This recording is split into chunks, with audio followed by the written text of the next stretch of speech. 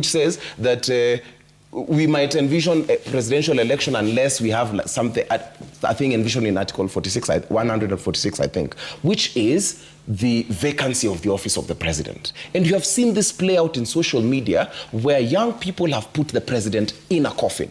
I don't believe that this is out of malice, but this is a reaction to the current status quo, because they have seen that constitutionally, everything, all the national values that we talk about in is it Article 10?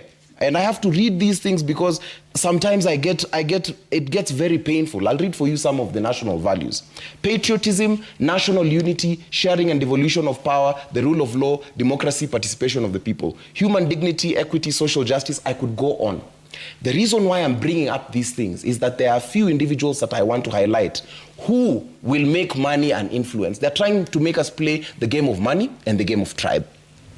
When you hear yesterday, an activist and who I really deeply respect called Boniface Mwangi was dumped in Ukunda in Mombasa. While there are several problems I have with that, we can talk about our foreign policy. You had the aide to the president, Mr. Farouk, talking to people in South Mugirango and telling them, naona sasa watu wamechukua ile indiscipline yao, wametoa nyumbani, wamepeleka Tanzania. And I need to remind these people that the fundamental rights and freedoms that may not be limited under Article 25 are torture, cruel and inhuman degrading punishment. We have a right to fair trial, and there's something called habeas corpus, which means that the government must provide a public reason for the detention of certain people. When you hear a person who's the aide of the president, because when I come here, I speak for the Orange Democratic Movement Youth League. This is their official position. If Farouk Kibet can say such a thing and says, wafungwe wasifungwe, and then the crowd says wafungwe, he edges the crowd to say wafungwe, that is tantamount to the president saying that. When you're seeing the deputy president moving around, dishing out millions all over, that is the game they want, because they know all these people are qualified, but they cannot play this game of money.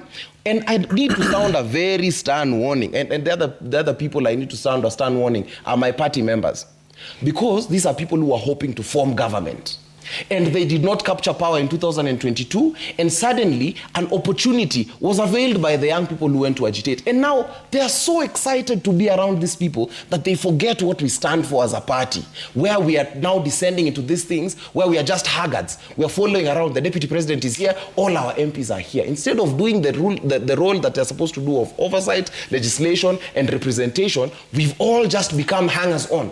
It's like those people who you see on the vehicle, and you slap them, you give them some money so that they can get off the vehicle. That is what our MPs have become, as if they have given up on the dream of forming government. The other group I need to warn is the group of the person I believe we should not be anywhere near leadership, former Deputy President Rigathi Gachagua, who has beat the drums of war. You know, I was displaced in the 2007 post-poll violence.